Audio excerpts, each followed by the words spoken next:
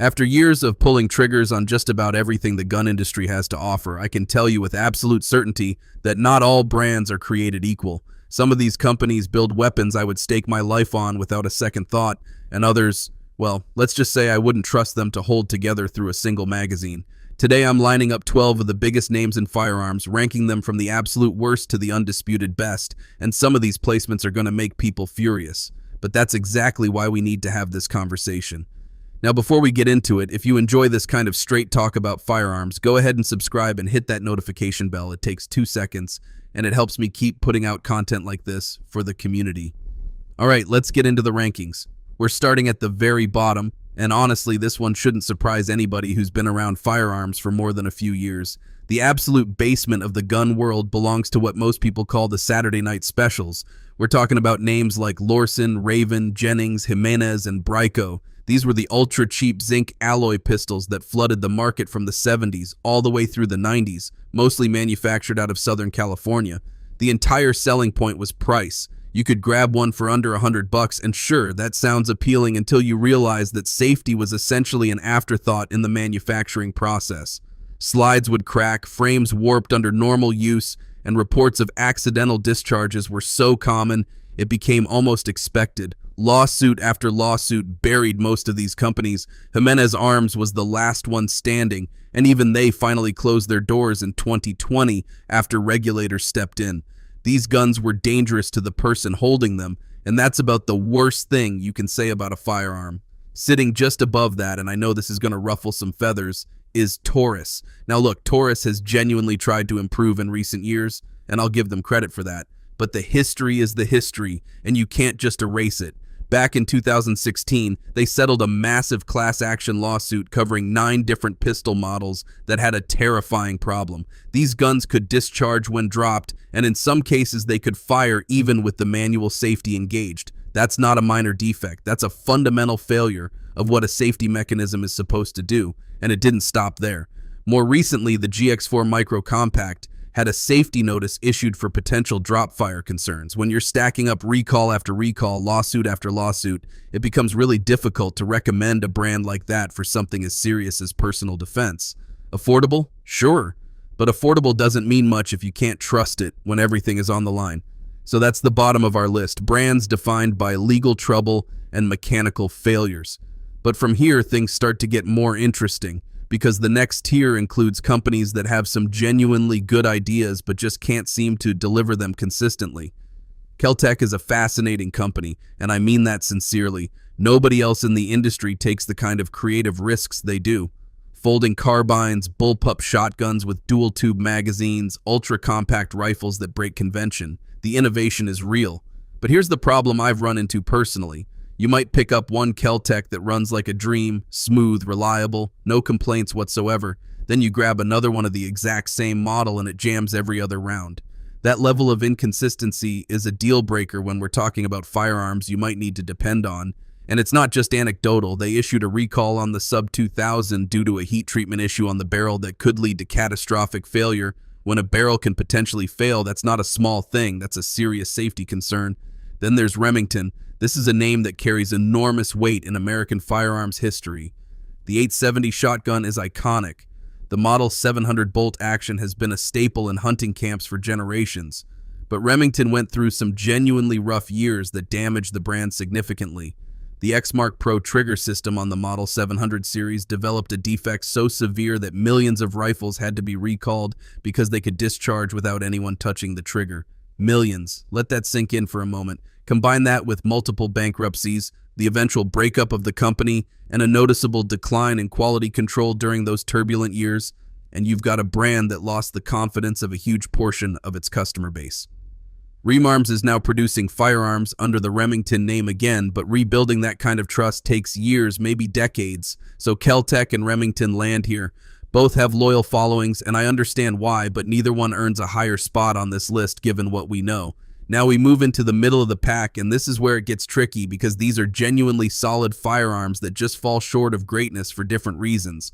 Walther makes some beautiful guns. The PPQ had what I still consider one of the finest striker-fired triggers ever put into a production pistol. The PDP carries that legacy forward with excellent accuracy and proven reliability. European law enforcement agencies trust Walther, and that says something. But here in the States, Walther just hasn't achieved the same level of widespread adoption. Finding holsters, aftermarket parts, and accessories isn't always straightforward. The support infrastructure that exists for more popular brands simply isn't there to the same degree. That doesn't make the guns bad. It makes ownership less convenient, and convenience matters when you're building a system around a firearm you carry every day. Ruger is the opposite story in some ways. They're everywhere. The GP100 revolver is built like a tank, and the 1022 has been the definitive rimfire rifle for so many generations of shooters that it's practically a rite of passage. Where Ruger stumbles is in the semi-automatic pistol space. They've made decent entries like the SR series and the more recent Max 9, but they've never truly dominated the concealed carry or duty market. Ruger tends to be the brand people recommend when someone asks for something reliable on a budget, and there's nothing wrong with that. But being the budget option means you're not the first choice for professionals, and that distinction matters in these rankings. Moving up, we hit two brands that make genuinely excellent firearms but carry baggage that holds them back from the top tier. Springfield Armory has produced some impressive pistols. The Hellcat was a game changer in the micro-compact category, packing serious capacity into a tiny frame while still being surprisingly shootable. The Echelon feels like Springfield's answer to the duty pistol market, and it's a strong one. Accurate, reliable, well-built. But Springfield's name still carries a scar from the Illinois lobbying controversy years ago. A lot of gun owners felt betrayed by how that situation unfolded, and even though the firearms themselves are quality, that political stain hasn't fully washed out. Some shooters simply refuse to give them their money, and that kind of brand damage is hard to undo. CZ sits in a similar spot for completely different reasons. The CZ75 platform is one of the smoothest shooting steel frame pistols in existence, and their competition models like the Shadow 2 are absolute precision instruments. The P10 series gives them a modern striker-fired option that genuinely competes with the big names. The issue with CZ has never been the quality of their firearms, it's the availability and support here in the domestic market. Finding magazines, replacement parts, or even the guns themselves on store shelves can be a challenge. If something breaks or you want to customize, you're often dealing with longer wait times and fewer options. Great guns held back by logistics. Now we're getting into the upper echelon, and these brands have earned serious respect.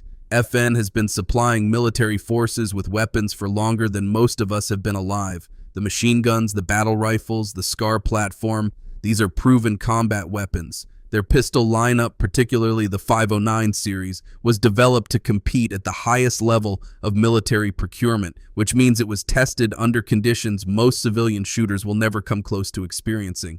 The reliability is there, the build quality is there. What's not quite there is mainstream civilian adoption. FN pistols tend to carry a higher price tag, and outside of certain agency contracts, you just don't see them as frequently in everyday holsters. Outstanding firearms that haven't quite captured the broader market. SIG Sauer exploded in popularity after the military adopted the P320 platform as the M17 and M18 service pistols.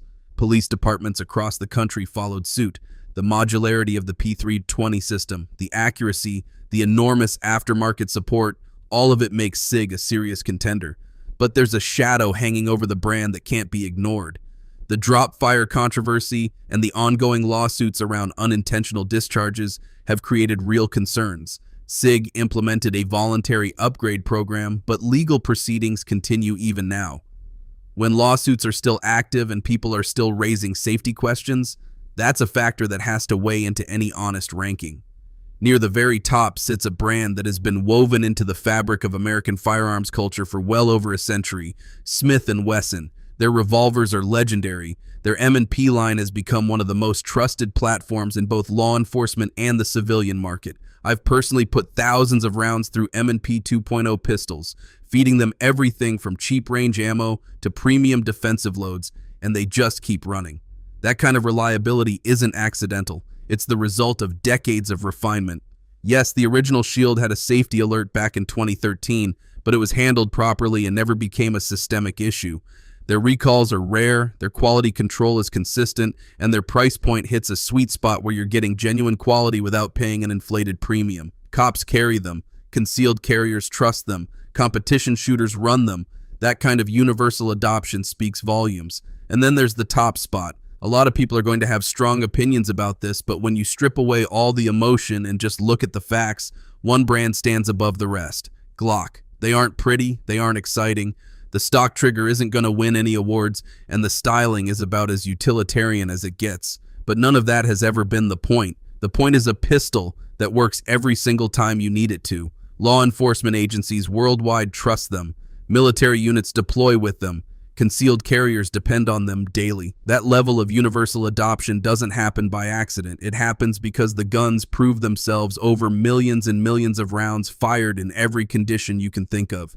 Filthy, bone dry, covered in mud, it doesn't matter. They cycle. Parts and magazines are available everywhere, repairs are simple and affordable, and the aftermarket ecosystem is the largest in the industry. When everything gets boiled down to one question, which brand would I bet my life on without hesitation? The answer is Glock. Not because they're flashy, but because they're the most dependable platform the firearms world has ever produced. That's it for today, folks. See you in the next video.